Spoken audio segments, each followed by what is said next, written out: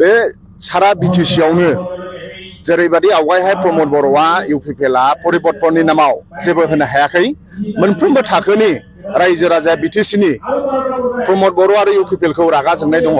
लाइमोनफ्रा साख्रि मोनाखै रिपर्टारफोरनो जार्नालिस्ट वेलफेयार फान्डनि नामाव 10 कोटी होनो होननाया प्रमद बर'आ दिनैसिमबो बिटिसि ओनसोलनि जार्नालिस्टफोरा सान्दुं अखा समाजनि मोजां खामानि मावगासिनो दं बिथांमोननोबो होआखै। दिनै ससियेल मिडिया बा जार्नालिस्टफोराबो प्रमद बर'खौ गाज्रि मोनदों।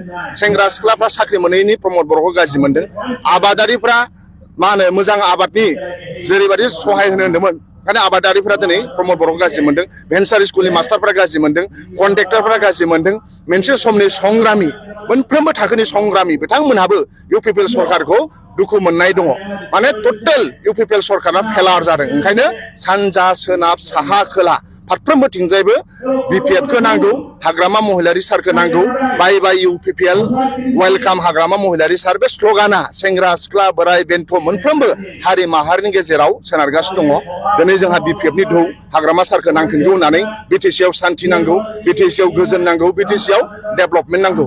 दा नाथाय फेराफारसेथिं इउपिपिएलआ आं प्रमद बर' आदाखौनो बुङो बा सोरबा हरिसिंगानि एमसिएलए सन्जय सरगियारिखौनो बुङो सोरबा जुदि इउपिपिएलनि बुंनो हायोब्ला बिटिसिखौ जों हारसिङै इलेक्सन गेलेगोन होननानै रावबो बिथांमोनहा साहस जाया।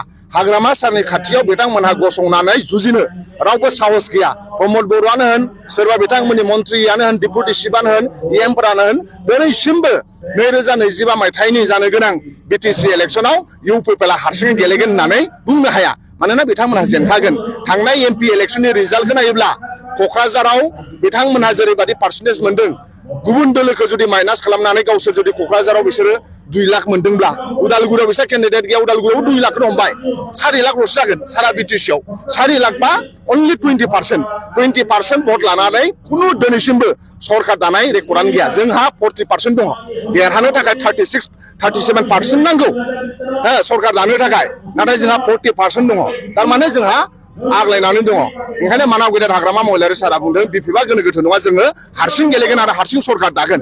नाथाय इउपिपिएलआ जेनखागोनखौ मिन्थिनानै बिथांमोनहा हारसिं इलेक्सन गेलेगोन होननानै बुंनो हाया। आरो आं सानो बिथांमोनहा इलेक्सननि सिगां सोरबा सारेन्डार खालामगोन, सोरबा गेलेया होनगोन। अबेबा एमसिएलएफ्रा टिकेट बिनायफ्रा बिथांमोनहा बुंगोन जों गेलेला होननानै बिथांमोनहा सारेन्डार जागोनखौ आङो साननानै लायो। दा ओंखायनो जों बिपिएफआ मोनफ्रोमबो थाखोनि मानसिफोरनि थाखाय खामानि मावगोन। सेंग्रा सिख्लानि थाखाय हा पाट्टा होनाय मानाव गेदेर हाग्रामा महिलारि सारा बुंगासिनो दङ। ओंखायनो मोनफ्रोमबो थाखोनि सेल्फ हेल्प ग्रुपआनो जा, भेन्सार स्कुलनि मास्टारानो जा, बिटिसिनि कन्ट्रेक्टरफोरानो जा बिटिसि ओनसोलाव गोजोनखौ लाबोफिननांगोन। दा नाथाय इउपिपिएलआ दिनै बुंगासिनो दङ गोजोन लाबोबाय होननानै, नाथाय रायजो राजाया गोजोननायानो गैया। माबायदि गोजोन बिलाइ रायजो राजाया गोजोननाय गैया। ओंखायनो जोंनो रियेल पिस एन्ड हेपिनेस आर बोथ रिलेटेड।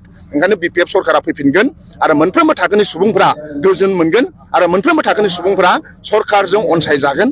आरो हाग्रामा महिलारि सारा जेरैबायदि बिटिसिखौ बानायदों जोंहा रिजलिउसन लाखानाय दङ। एबार बिपिएफ सरकार फैयोब्ला जोंहा उदालगुरियाव बड'लेण्ड इउनिभारसिटिनि केम्पास खालामनाय, उदालगुरियाव बिटिसिनि सेक्रेटारियेट खालामनाय आरो उदालगुरियाव फरायसाफ्रा फरायनो मोनगोन इउनिभारसिटिया बाव जायोब्ला। मानोना जोंहा गंसेल' इउनिभारसिटि दङ थोआ। दा ओंखायनो बेफोरबायदि खोथा जोंहा बिपिएफआ रिजलिउसन लाखाबाय। ओंखायनो साफ्रोमबो थाखोनि थाखाय खामानि मावगोन बिपिएफआ।